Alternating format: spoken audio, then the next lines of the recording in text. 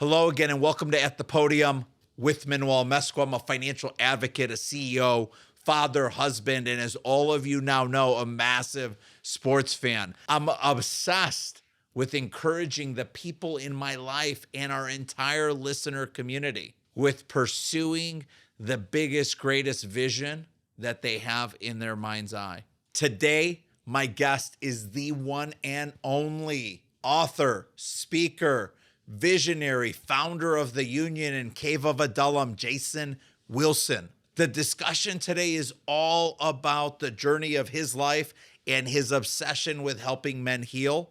He talks about things like the fighter the moment demands, expressing our feelings with composure, having courage and compassion at the same time, being strong but remaining sensitive in the moment, and how sometimes the greatest of intentions that are not tempered in love fail the mission. Every single thing about this conversation today was powerful. We go 45 minutes. Today we went 90, and we said, man, we wish we had twice the time. I'm so confident that you'll find value in today's conversation. I hope you enjoy your time with the Jason Wilson.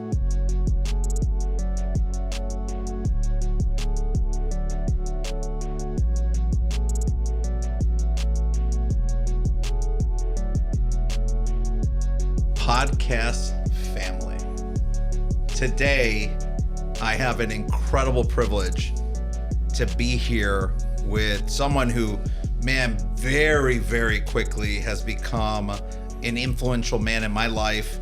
He was from a distance, years leading up to our first official meeting in the flesh, and it was rooting on our beloved Detroit Pistons. Actually, yes. I am here with the founder of The Yunion, Cave of Adullam, incredibly highly recognized speaker and author of Battle Cry and Cry Like a Man, the one and only, my man, Jason Wilson. What's up, Manny? How you doing? I'm good. I'm good, man. Good.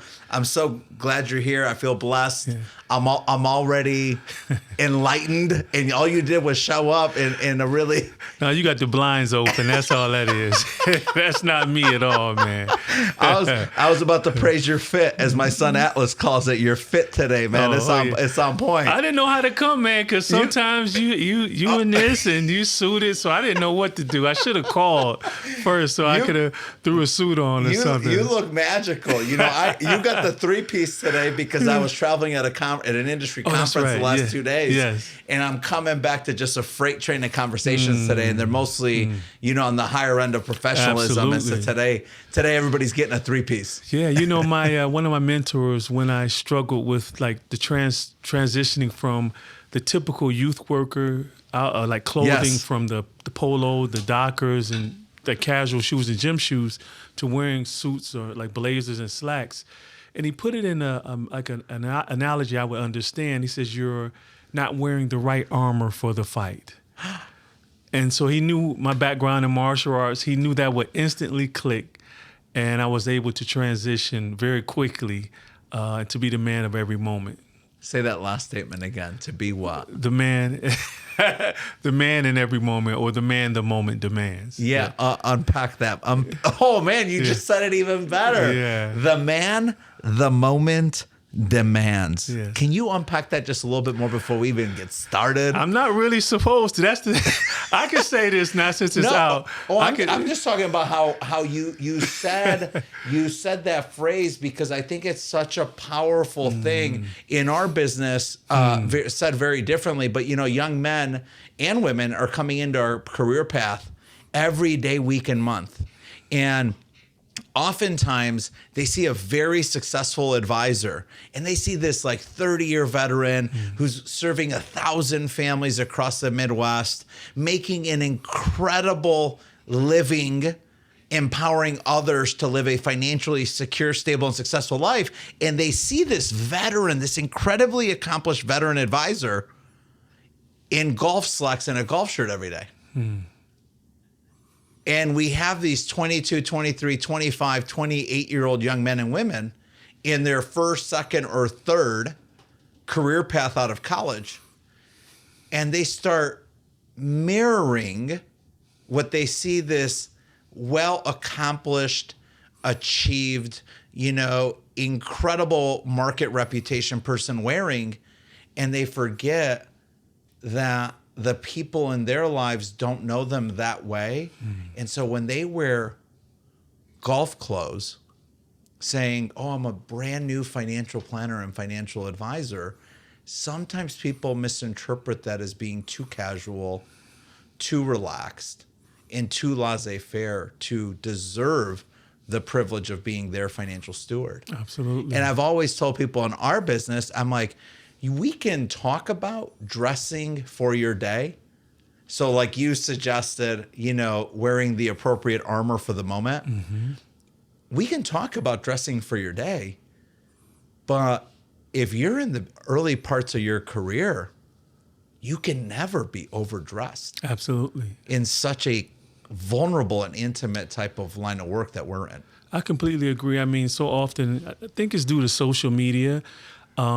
Typically, influencers or those who are in your field only show the highlight reels due to the attention span of so many people on social media. And so because of that, they don't see the hard work, or they'll see, Steve Jobs, he blue jeans and black shirt. They think that was Steve Jobs for, I guess, 30 years of his career. It wasn't. That's right. And so, he got to a place where he could wear that. Yeah. Or what's the gentleman, the founder of Facebook, Zuckerberg? Oh, yeah, Zuckerberg. Zuckerberg. I forgot his first name, but same thing with him as well. You don't see him in suits now.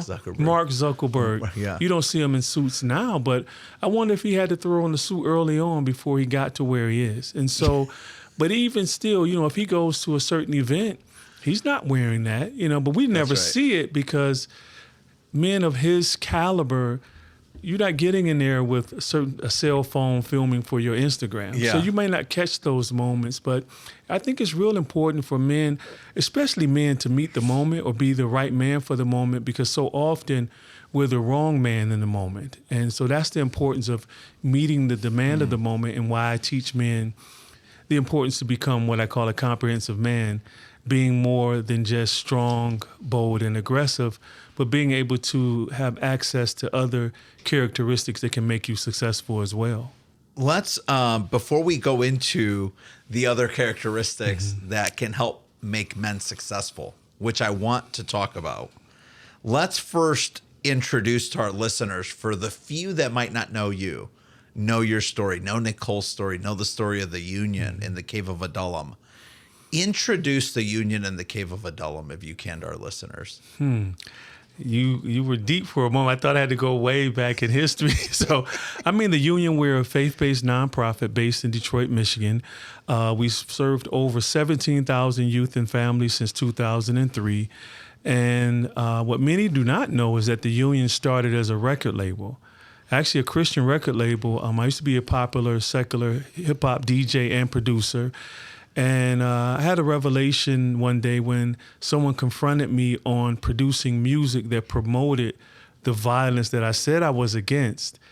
And they called me a hypocrite, which I was, because here it is, I'm making the soundtrack for violence, for misogyny, yet I'm saying I'm here to uplift the youth and children in our society.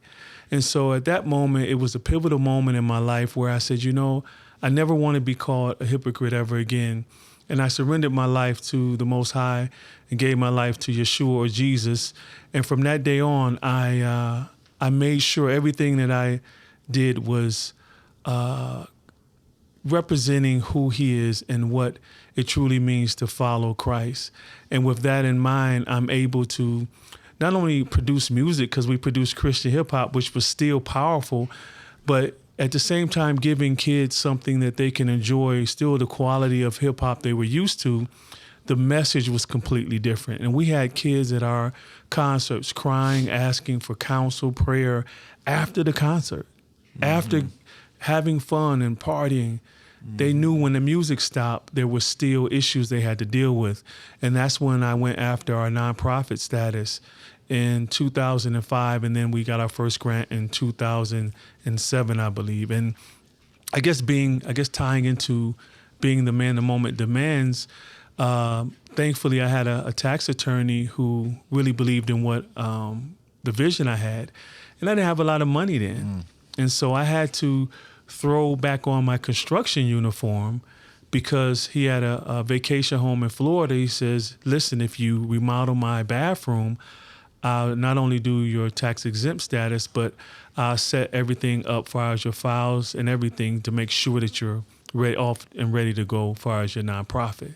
I flew to Florida by myself, renovated his bathroom, mosquitoes all on me, bugs, because it's hot outside. I'm grinding, cutting tile and marble by myself, man, having to clean up.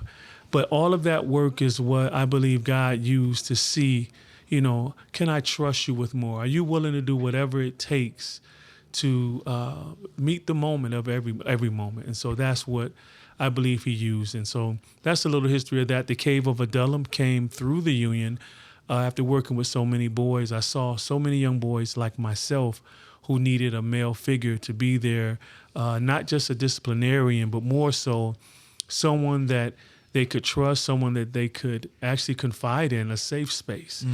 And I guess early 2000, when I first started developing the cave, that was unheard of. You saw a lot of boot camp programs, scared straight programs. And I quickly realized that our boys didn't need to be scared straight. They needed to be healed. And they didn't need more discipline. They needed more love. And so then I shifted the Cave of Adullam from only martial arts to martial arts and mentoring. And now it's become its own system, what I call emotional stability training, where we create comprehensive men. You keep stacking the things that I want to come to. So I want to put the emotional stability training to the side right now because I want to come back to where it started. And you said a word I think of so often, and even in all of my shortcomings as a man, as a husband, as a father, as a brother, as a son, as a coworker, a teammate, I think of that word willing. And, Coach Tomlinson for the Steelers, recently has been recorded many times talking about the difference between ability and willingness. And, the statement that I can't get out of my head is that men are not built to be unable to do things. Some men simply are unwilling to do what it takes.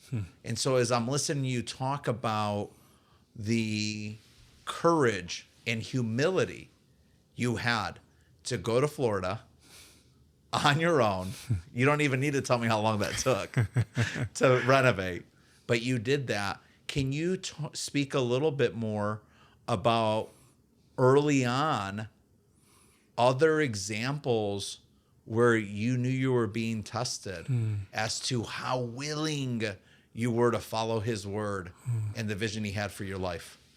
It's so many instances, so many trainings. I would say the most impactful that transformed me the most is caring for my mother who had dementia.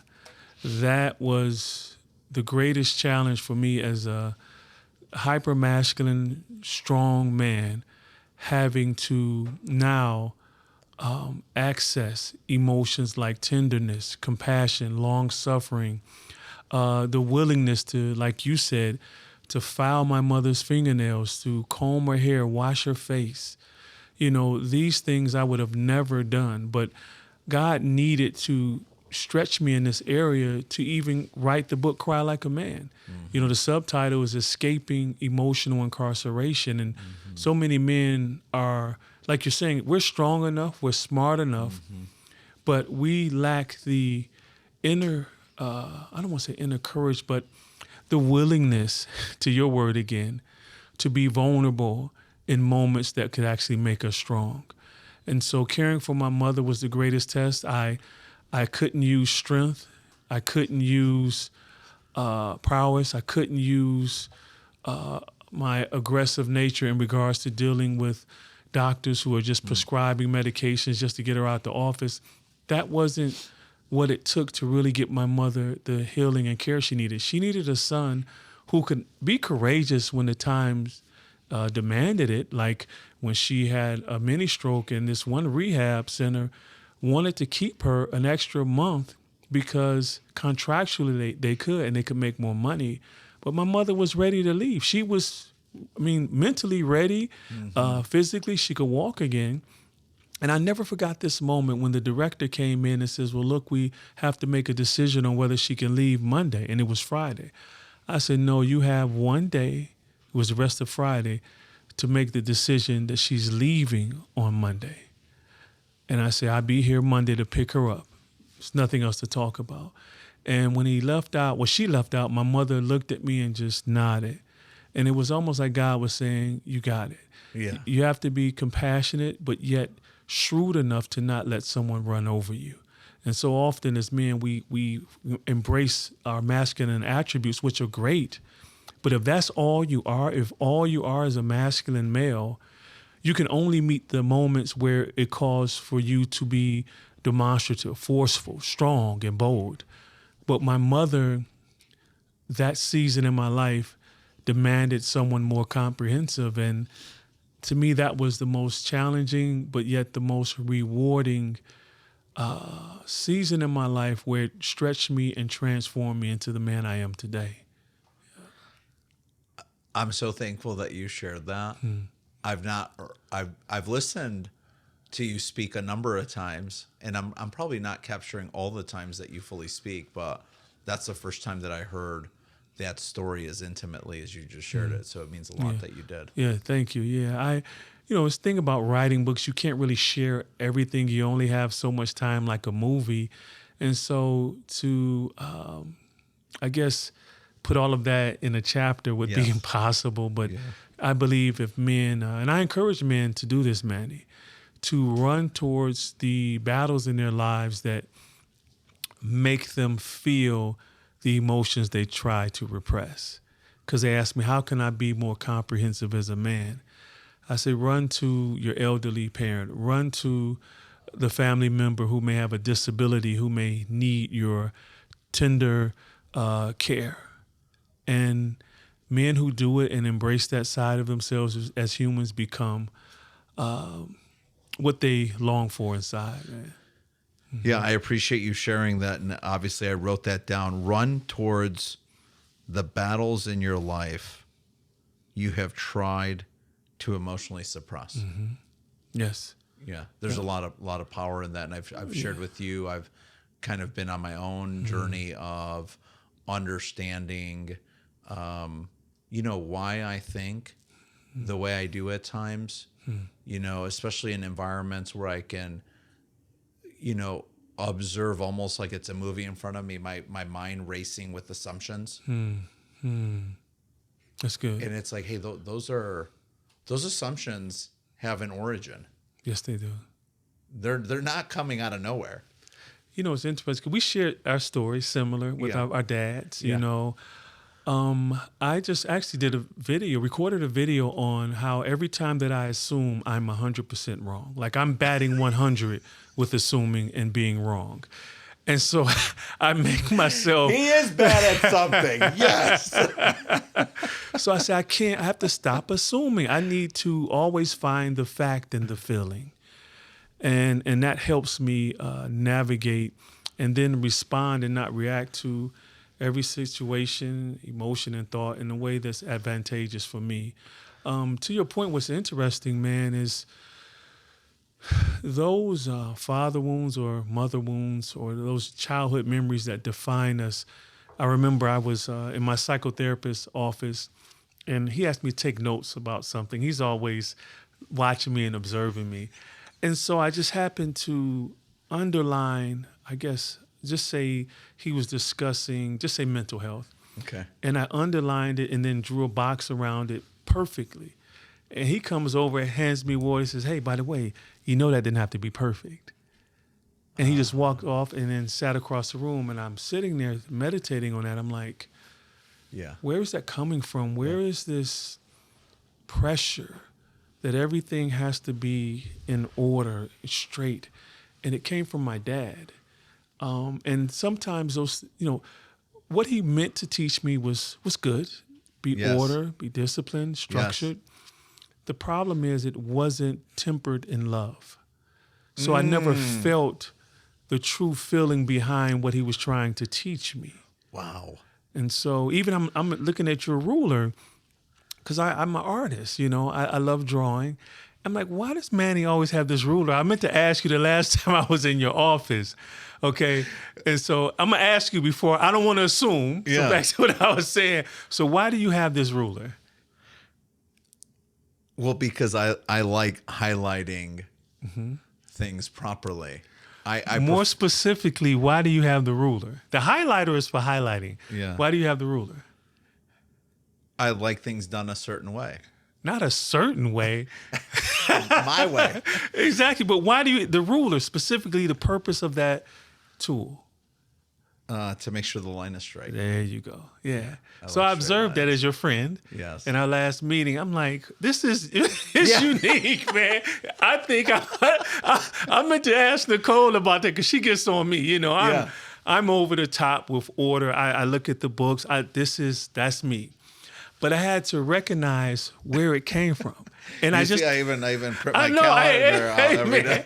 I know. And so I'm saying, this is for you to process because I don't know little Manny. Sure. You see, so I was handsome. Yeah, okay. I was real handsome. But why does Manny, the adult Manny, need a ruler? You see, for taking notes. This is I don't know, but this is something I would want you to process because I had to do that because I wasn't the father I needed to be for my daughter because of this strict order that was pushed on me by my father. He stayed in disciplined dad mode. I never felt the father. I never felt, and when you say father and you say dad, one like conjures more emotions than the other. Dad, it depends on what he meant to you. But when you say father, it's more of a compassionate, more meaningful word, in my opinion. Dad, it could be he's a deadbeat dad. You see, you never hear the phrase deadbeat father. Yes. And so I didn't experience the other side of my dad because he had a little Oliver Wilson Jr. that was hurt. You see? And intergenerational trauma traveled through him to me.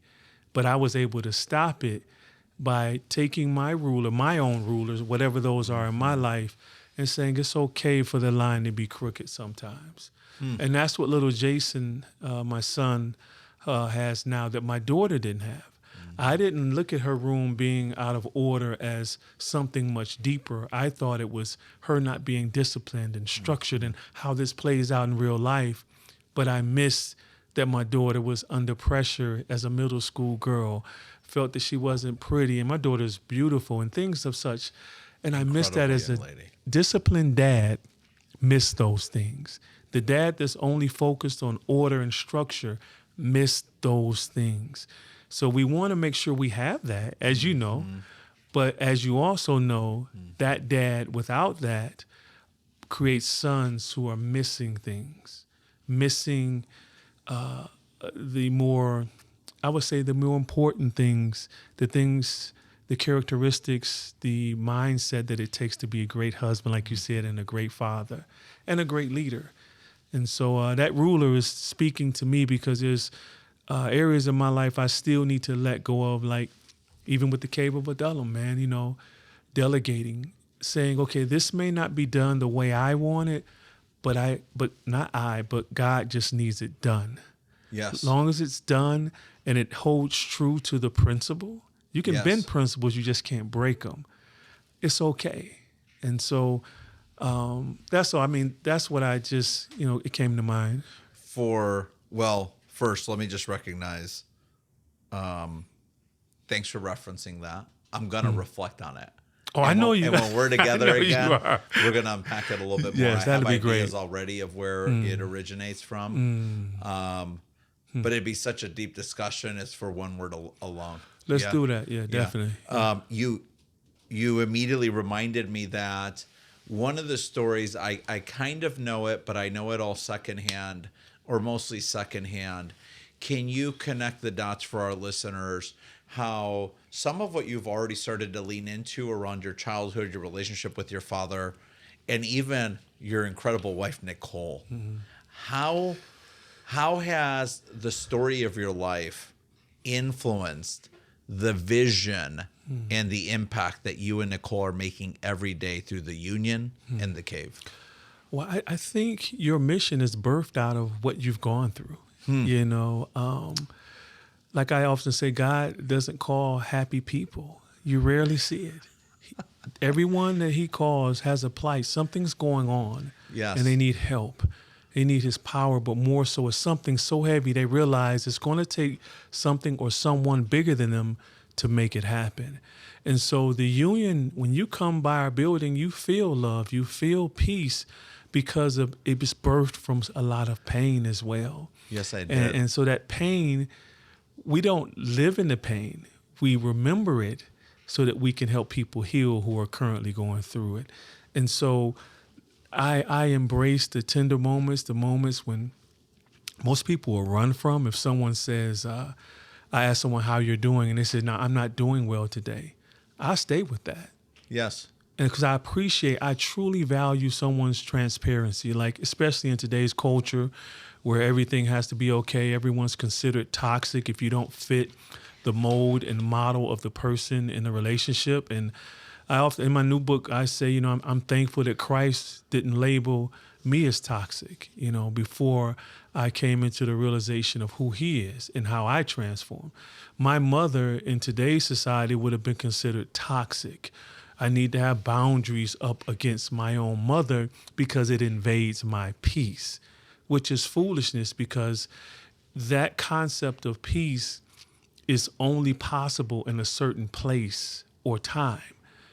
God's concept of peace evolves past any situation. So peace, biblically, is being able to be in the midst of chaos, in the midst of toxic people, and still remaining calm at heart and in spirit. That's peace. And so that's why it's important to get healed from childhood trauma. Yes. To be honest with yourself and say, hey, Mal, who I am today is really little Jason. In this moment, this fear I'm feeling, this insecurity is the little Jason that was smothered by my mother because she didn't want to lose another son to crime. So the lack of confidence that Jason now may feel at times is the little Jason because his mother would say, don't do that, Jason, because you could drown. Don't swim. Don't do this because this could happen. Her heart was just to protect me. Yes. But it planted seeds in my mind that I shouldn't do certain things that cause risk. You see? And so if I am not honest with myself to unearth that, I will start making justifications for why I'm not taking risk. But I have to understand, like, no, Mom, I understand why. But where I'm at as a man, I need to take this risk, and it's okay. Can we stay on this for a minute? I'm all good, man. I've literally not only contributed to that somewhat like sad reality that we would disempower our children from the risk that lives in healthy and innocent curiosity because I'm worried. Right. I'm worried that they're going to fall off the fence. I'm worried they're going to fall over the couch. I'm worried they're going to slip down the steps. I'm worried they're going to bump into the coffee table and, crack open their head like my brothers and I did when we were little. And my sort of worry and overwhelming desire to not have any accident happen while it's on my watch, not only with my own children, but I've seen it with other people that we're close to. They start to grow up to be adults and carry that with them. That's so true. And that is a significant contributor to what we experience in society sometimes with grown men and women And I'm going to use an example. You can call me absolutely wrong, but where is this tremendous comfort I'm seeing in them staying in their parental home for years into their adult life? Because I know my parents were like, hey, you gotta finish go, right? college, congrats. Yeah. Go get some. Yeah. I begged my daughter almost to stay until she met her husband. Because spiritually and symbolically, if a man comes to marry my daughter, you understand you're taking her from me. And that means more than you just proposing to her and marrying her. I mean, it's a lot that comes with that. Yes. And then not only I've had mentors, one mentor, all his children, 4, he encouraged to stay home and save all of their money as much as possible until they're ready to go off. His son, man, was on, not Wall Street, he was an investor, stayed home with his father for 4 years. Imagine the money he saved. Then he said, now it's time for you to go. And so I call it fight or flight parenting, where, fight or flight is the brain's response to acute trauma or acute stress rather, or a traumatic event. So that's what that type of parenting comes from. And so it was interesting. I was on a podcast, Stephen A. Smith, and he and Laurence Fishburne, we were promoting the documentary. Okay. And we were talking as fathers about our daughters. And he, Stephen A. Smith is very adamant. He was like, man, but I don't like worrying all the time about my daughters, Yeah. And I calmly said, you should. Those are your daughters. Yes. You should be concerned. My daughter's in California, L.A. I can't say, just go enjoy the world. No, I've been in this world longer than you, and I know the dangers that are out there. Mm-hmm. It's like the movie Taken. The father's like, look, let me just go with you. Watched all of them. You see what I'm saying? So it was okay. The daughter just didn't understand why. Because the character was stuck in one mode. So I encourage parents, it's nothing wrong with being concerned or cautious. It's always important, though, to explain why you are to your children. If not, they're going to interpret it as something else. Because remember, the brain doesn't fully mature until you're 25. So for instance, I had one young kid, he wanted to move to a different state. Parents were concerned, rightfully so, because of the background of this young kid right now. He looked at it like they didn't respect him or didn't think he could make it on his own. That's not what they were conveying. They were just concerned because of the things that were, which I don't want to disclose, which were going on in his life. So when he and I talked, he smiled. I said, look at your mother's position in life, who she is, and look who your father is professionally. Why do you think they responded that way? Was it they don't think you're smart enough and you're almost an all-A student? Or you're not wise enough for the environment? He says, I get it. They're just scared. I say, absolutely. And so as a father, when your children, the power in you saying, I'm scared, not only frees or liberates you, but it shows your children how much you mean to them. Yes. So when I was able to convey, I'm scared, I don't want to lose you. Yes. That's why I'm this way. And I want to change, but Alexis, can you help me by when I call? If you can't call in 5 minutes, just do something, text me to let me know you're okay. Because the process of you moving, it takes time for you to get adjusted to your new surroundings. And it takes time for me as a father to get adjusted. But when she saw that it wasn't me being or hyperprotective or not trusting her, she saw the love behind the action. She was able to receive it.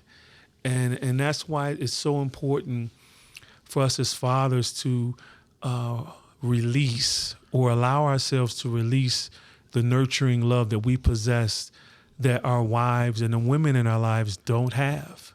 It's a different type of security for our children. And when they feel the love behind it, they're willing to take risks, but then they understand whoa, I mean a lot. It almost reminds me of when Christ was baptized, and then it says, the scriptures, God says, this is my son whom I'm well pleased. For him to stop time and speak audibly where the people could hear this and affirm his son in front of people lets you know how important it is to the children, to the child, to the son, to the daughter to hear how much I love you. If we stay in disciplined dad mode, that's all they're going to think it's about. Yeah. But when, like, can I share one more thing? Yeah, real I quick? want you to. My son, he had made a very bad mistake one day, you know. It hurt me and his mom. Typical child mistake or teenager mistake. Mm-hmm. And I had to morph from the lion into the lamb. So discipline was needed. He needed to feel the energy of a lion in the room, but then he needed to feel the energy of the lamb. So he needed to understand how detrimental his actions could have been, not only to him, but our family, but he also needed to see and feel the hurt Dad was expressing himself from. So in that moment, I'm still trying to be strong, Manny, and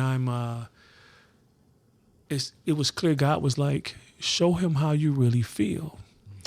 So in telling him, you know, how I felt, tears started streaming down my face. And I said, son, do you honor me? And several things were said afterwards, and I cried and just walked out of the master bedroom. The very next day, he said, Dad, thank you for getting on me the way you did, but also showing me how it affected you. And he said this. He didn't say, I fear making that mistake again. He says, I never want to hurt you like that ever again. Now that's transformation. That's it. Yeah.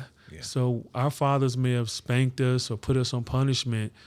Did it really work, though? Or did it just make us more stealth? That's right. You see? Yeah, that's right. Yeah. And so I learned how to not get caught, not why I shouldn't do what I was doing. Yeah. But when a child can recognize and feel like, whoa, that hurt my father. Yeah. It does something to them.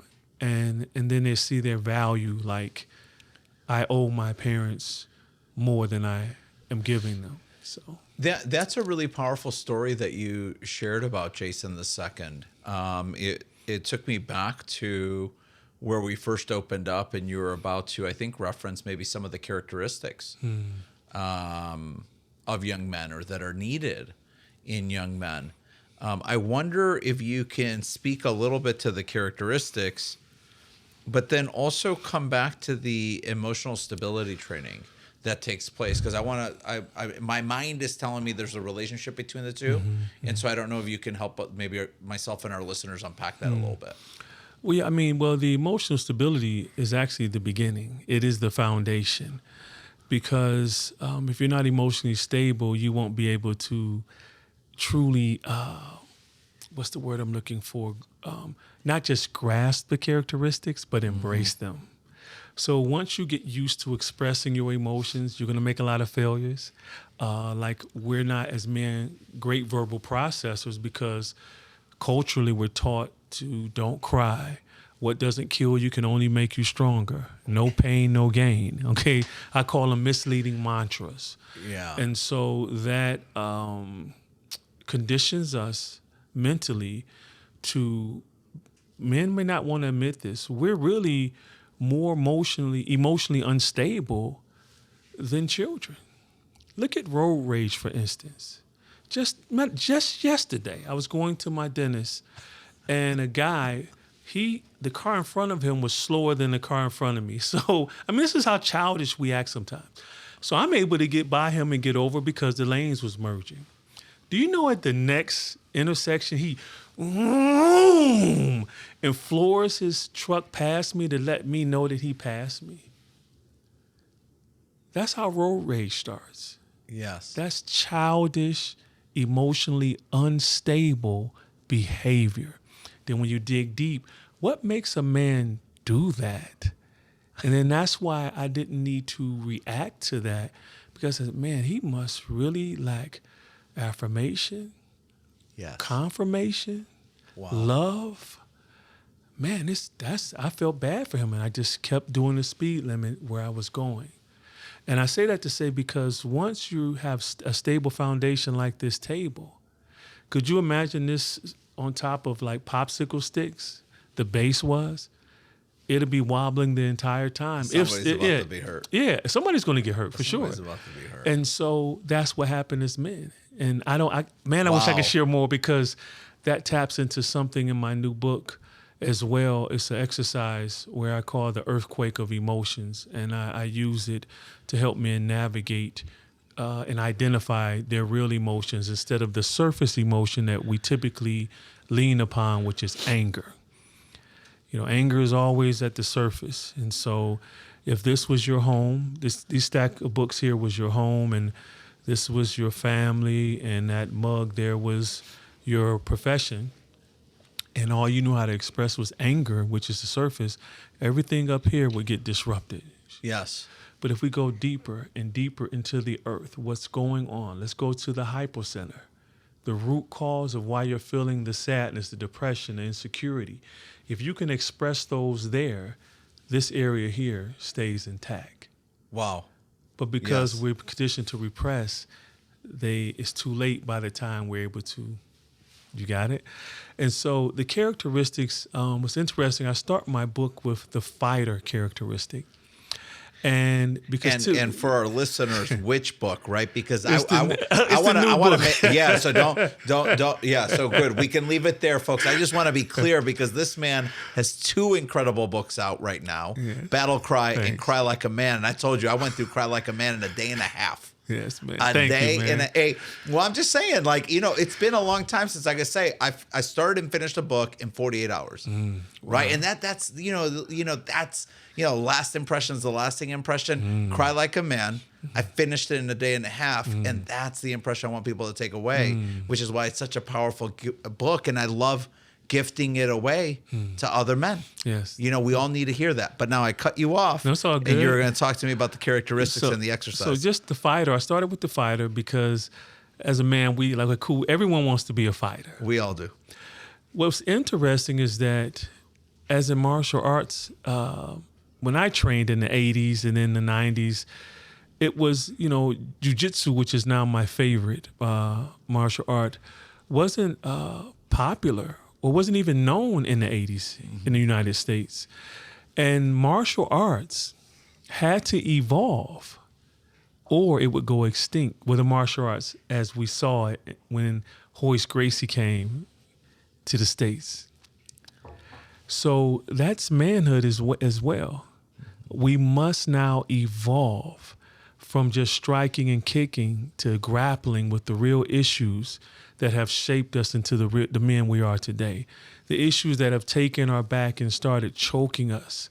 And now we're panicking, and now we're resorting to all means to get free.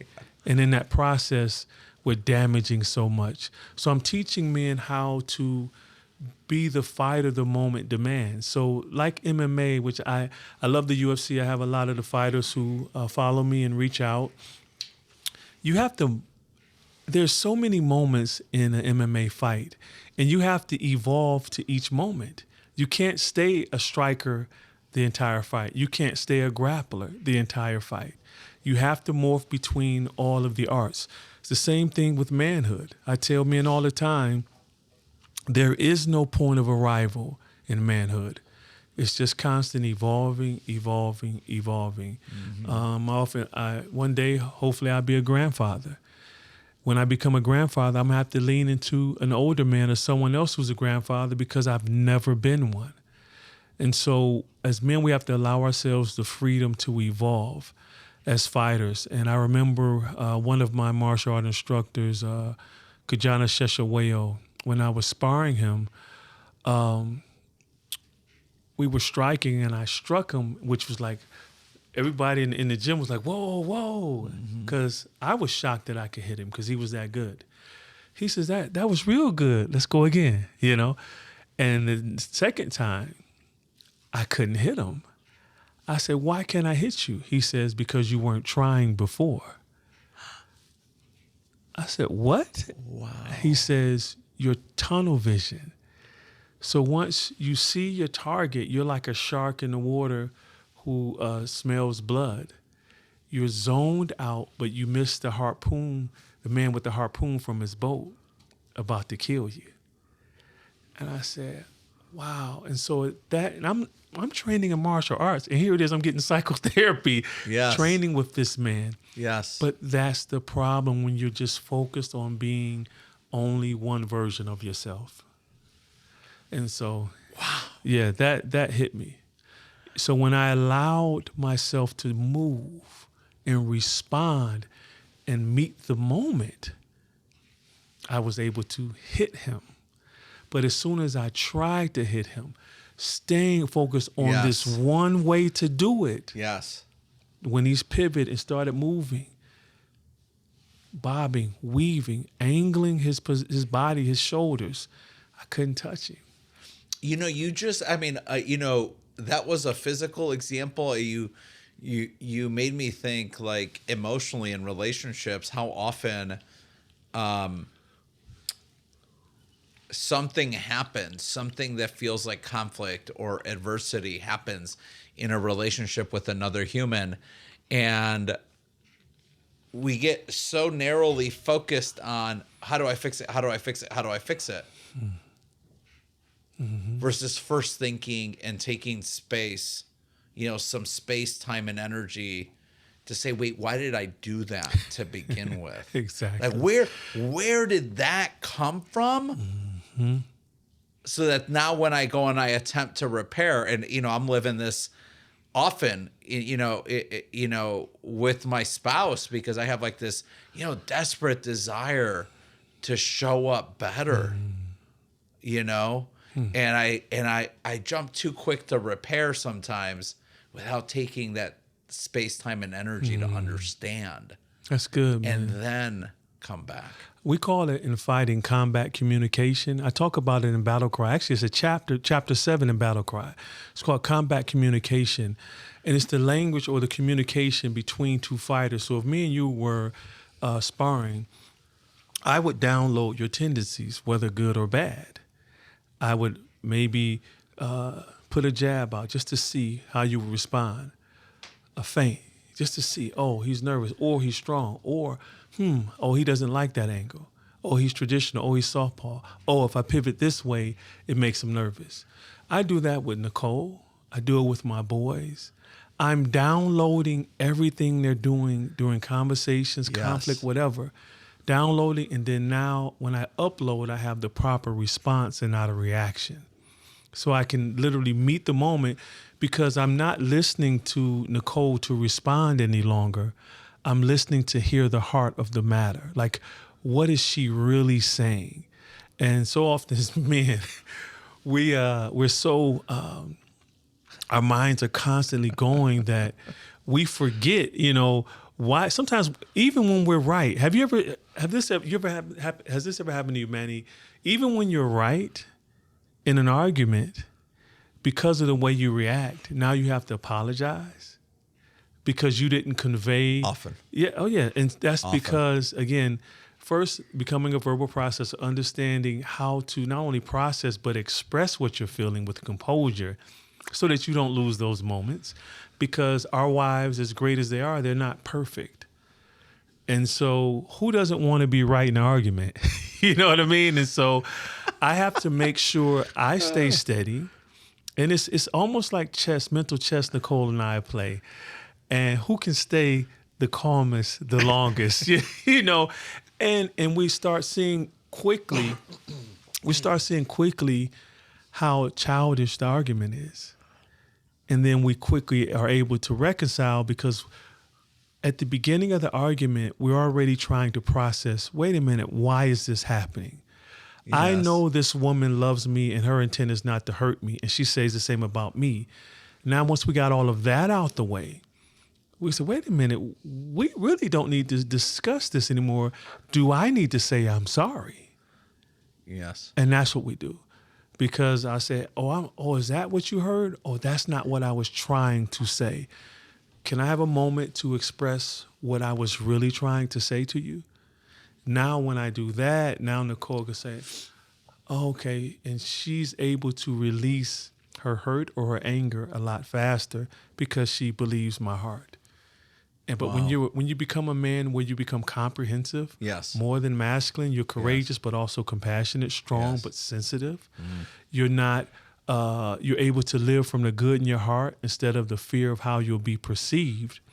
You're able to meet every moment. You're able to be present, and you're able to respond. The reaction comes from you not having it in your wheelhouse.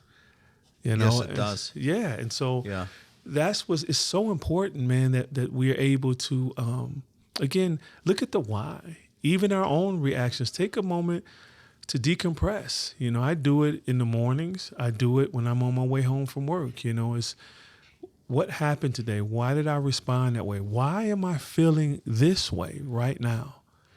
And as long as we as men feel that something is wrong with being sad, that's why I don't say negative emotions anymore. What's a negative emotion? Sadness is not a negative emotion. The Bible says godly sorrow brings forth repentance or change. Okay, so sometimes I need to feel sad because maybe I was disrespectful to my mom or my wife. Yes. And I need to sit with this so that when she comes home, I can apologize. But if I'm always trying to be happy and, you know, happy, joy 24/7, where does the change happen? Yeah. You know, or when does it happen? And so I encourage men, especially when they do something offensive to their wives or hurt their children, feelings or something, or didn't show up when they should, like you said. Sit with that, hold that for a moment. How does that make you feel? Then when they express that, I say, how do you think it makes your son or daughter feel? That's right. And then the tears will come, or they'll say, I never looked at it that way. Mm-hmm. But that's why it's my main mission right now is to really help men heal. And I'm learning that, you know, I was skilled tradesman in ceramic, tile, and marble. And it was interesting. I would see all walks of life. And the one common denominator was that almost every man that I saw lived behind a facade. Wow. Almost everyone. From a billionaire to a guy who makes 5 figures. And I'm tired of the facade. And unfortunately, many men have take pride in suffering in silence. And emotional incarceration, it appears to be a safe space, but it's not. And the sad thing, here's the word again, that there is no door keeping us in this mental prison cell. We can walk out at any given moment. Every man knows this is true, but we choose to stay for our fear of letting those we love and this world see our vulnerabilities. And I'm tired of it, you know. Yeah.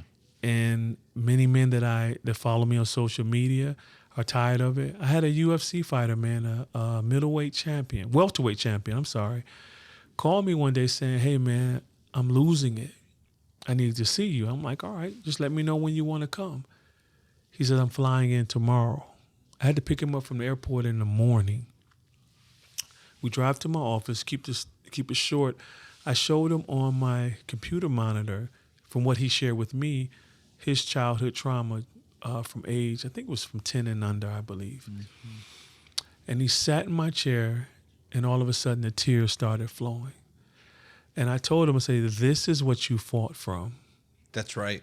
This is what motivated you. And he cried, and I hugged him because he's a good brother. You know, I hugged him. I said, it's okay. Release it. And he had shared, he says, man, I've been to therapy and I never was able to release it. And there's a power in really being able to connect the story. That's why I work with a screenwriter and Cry Like a Man, because I wanted it to read not like a memoir, but like a movie. And I've learned the importance, even when counseling men, how to tell their story back to them in a way where now they're watching their lives in front of them, and now they can finally go back and heal a little David, a little Johnny, a little Eric. What was the story? What was the story that people watched from the Cave of Adullam back in 2016?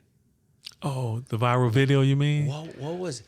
I've seen the video, but what was the story? When you see that video and it gets 100 million views. Yeah, more. You know, it has over 300 million now. Oh, I don't even know, right? I mean, it blew my mind. I didn't know. Yeah, but yeah. I'm going back to this thing. Just just explodes into a galaxy and universe that no one had ever experienced before.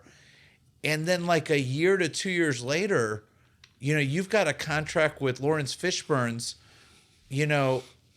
cinema company to put together this incredible documentary that then again explodes this conversation even further. But you lived it, you created it. So when you look back on that story in that moment, what was the story? Two things. What created that opportunity? Remember, I was a hard martial artist. Yes. And a DJ. Don't forget my man. But even to my students, I was disciplined. Until I get a call when my wife comes in when we were training and tells me or informs me that my mother had another stroke. And I had to stop teaching and rush to Beaumont Hospital. I'm trying to repress all of this emotion. Yeah. Because all my students are there, their fathers are there. I got to stay strong. Yeah. I couldn't hold it in, Manny. And I started crying, and one of my students stood up and asked, could he pray over me?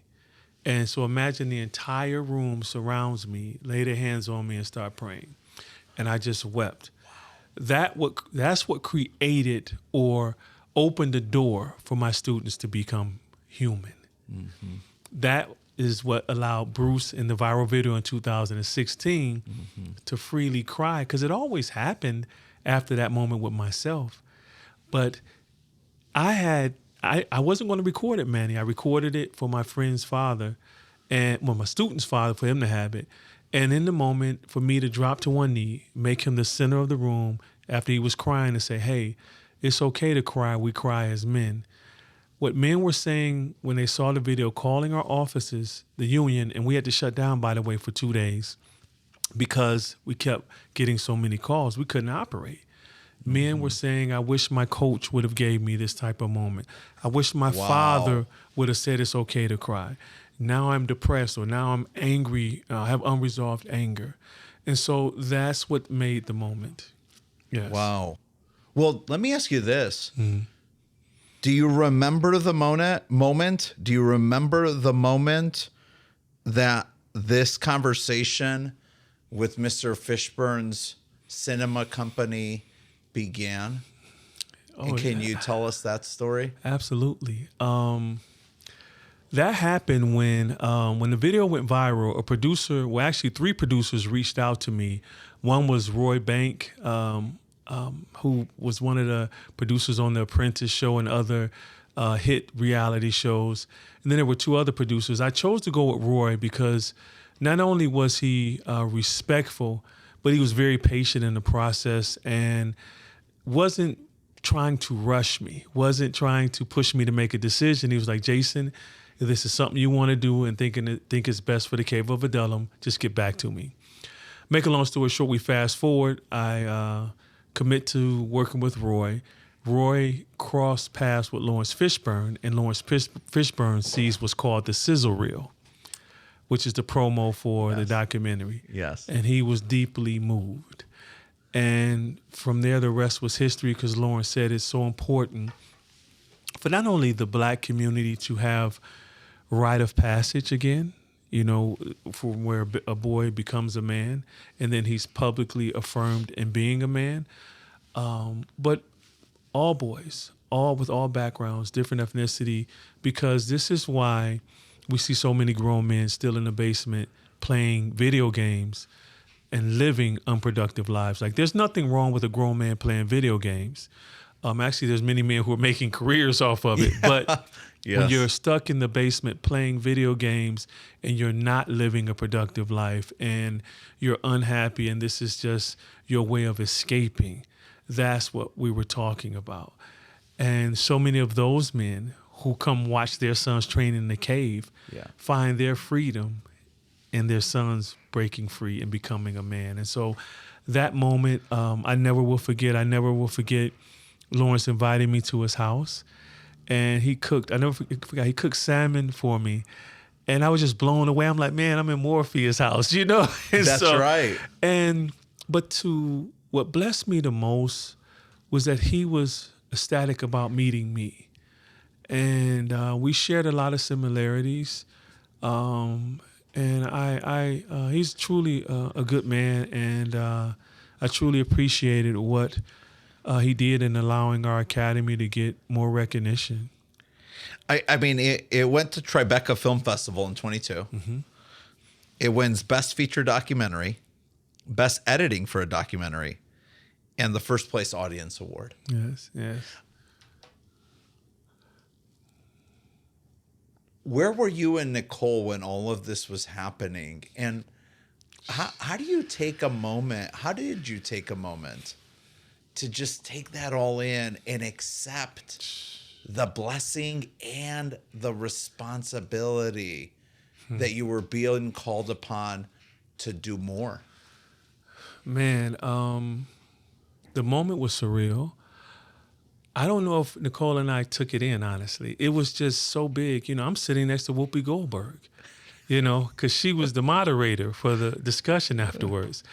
And the entire, like at the end of it, when the documentary went off and the credits started rolling and I saw my mother's name. And so I didn't know they put that there in memory of. Yes. And so that it gets me emotional now.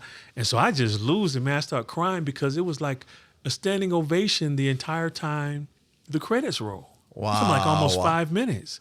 Wow. And so Whoopi Goldberg was whispering in my ear, look at what God did through you. Look at this, you know. And so it hit me because it felt like my mom, man. And, you know, excuse me. And it felt like he knew in that moment what I needed. Because, you know, for every young boy who loses their mother, it's like, man, you know, who do I share this accomplishment with? Because everything you do, you run home to mom. So if you don't have that, you're like, man, where do I go? So I go to her grave now, you know, with every accomplishment. I go to her gravesite. But then also, for Whoopi to say that to me, it was like God was like, I'm going to give you the mother you need in this moment. And so for her to say that, she says, now stand up. I never forgot this. She says, stand up and turn around and receive it. That's what she told me. Wow. And so I stood up and looked at everyone, and it hit me. Yeah. And so I can almost say Nicole and I didn't take it in. It was too. I mean, Jesse Williams came, you know, the actor, that's my guy. And then Rodney Barnes, the creator of the Boondocks, he flew in. And so, and then most importantly, Manny, all of our students were there. We were able to get everyone to New York to celebrate it. And so, I mean, how can you take all of that in one evening? It was impossible. And so it was a moment I would never forget. Nicole, our students, and our family, our entire family was there, man. So it was a very powerful time. I know we're coming up on time, but just to share like this conversation with our listeners, you know, you've been on some of the most incredible podcasts that exist on the planet today. Some of the most incredible podcasts. I mean, and I chuckled when our team gave me this sheet today. Well, actually a couple of days ago while I was in Denver, but you know, the Mel Robbins show, the Joe Rogan Experience, the Man Enough podcast, the Ed Mylett show. And I'm like, wait, I follow all four of those. No surprise. You know, I see the list and it's much more than that. But I wanted to reference those four because those were four of the first five listed. And I was like, yep. Can you think back to a podcast where you left feeling 10x more inspired to just continue the work because of the presence of the person in the conversation with you? And can you tell us a little bit about that? That's a good question. It's two. Yes. Ed Mylett. Yeah. And Joe Rogan. Yeah. Ed Mylett invited me to his home because that's where he films in Laguna Beach. Yes. And when I went to his house, first time meeting him, and I saw him on social media, of course, and my daughter is a huge fan of his. And when I walk in, we hug, and it was almost like we instantly connected like brothers, man. Yeah. And what was he has 2 Pomeranians. And so they came over to me like I was family. I'm petting them. He was like, and he asked his wife, he says, they don't do this with anybody, Yeah. So I felt it was going to be a special moment. And during our conversation, it was so genuine that his wife stayed, while we were filming, she sat in the living room and watched the entire episode. He says that rarely happens. Yes. I was just so moved by him as who he is as Ed Mylett, then to connect with him as a brother, then to meet his beautiful wife, his children, and to see all he's able to accomplish and still be a man of God.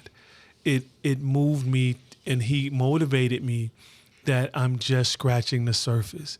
He told me, he says, Jason, he says, you know who really needs you? He said, professional sports. Mm-hmm. He says, pray on it and see if you can get into that avenue. And so Ed Mylett is definitely number one. And still to this day, he's a friend of mine. I can call him and he'll answer, and he's there.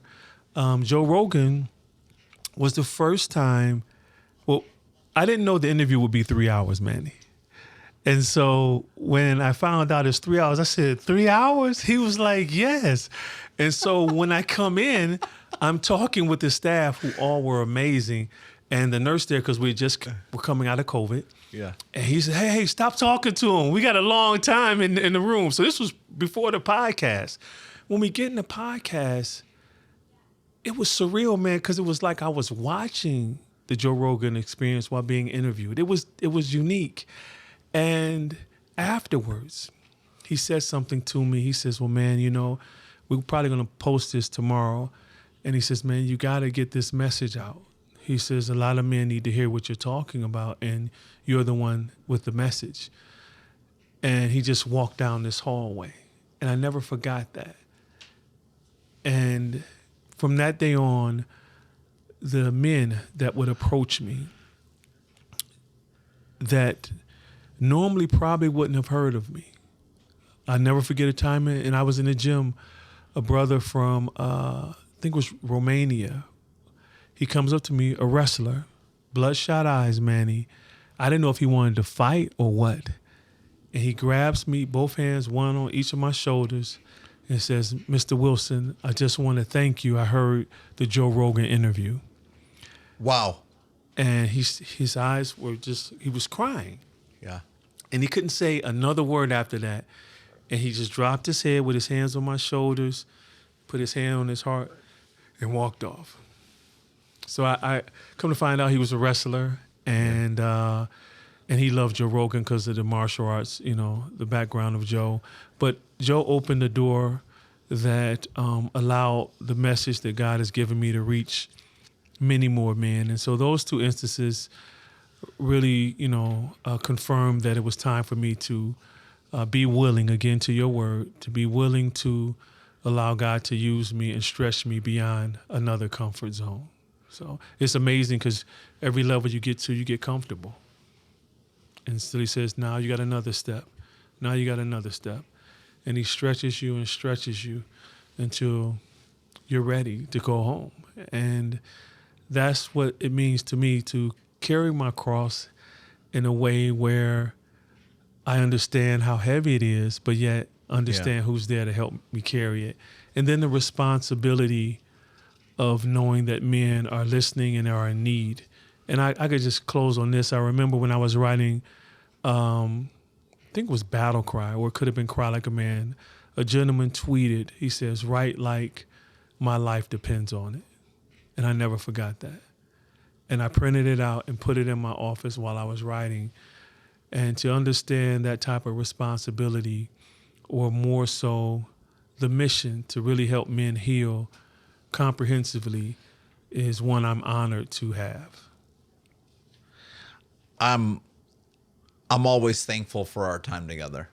Me too, man. Yeah, Me too. I'm just always thankful for our time together. I love what Joe Rogan said I didn't have those words the many times we've now been together, but you're the man with the message. Like, you are the man with the message, and it's powerful. And I think, I've shared it with you before, and I'm super excited for your third book to drop. And for our listeners, when does that drop? January 2025. Yeah. And so I think as folks, as we all wait for this incredible gift that third book's going to be, it's a great opportunity to just get fully immersed into, the gift that these books have become by buying Battle Cry, Cry Like a Man. There's a couple things that we've been thinking about at the podcast. And, we said that, hey, for the first 100 people that reach out to us and ask us for a copy of Cry Like a Man, we're going to ship it to you as a gift from us. And on behalf of Jason Wilson and Nicole Wilson, get that to you to support this and get people really, really excited and energized and emotionally aligned to what this third book's going to be. And we don't know the title of it yet, but I'm super excited for when that drops in the summer. I know when this releases, not only are we going to have people request the book, and we're going to send out 100 of those on behalf of the podcast and the Wilsons, but I know people will want to move and act on what's on their mind and their heart by supporting the Union and the Cave of Adullam. Can you tell our listeners where they can learn more? And if they want to support with their time, talent, or treasure, how they can go about doing that? Well, thank you for that opportunity. Our website is theunion.org. That's THEYUNION.org. Or a simple one we created, because a lot of people say, well, how do you spell that? It's just the letter Y is there for youth.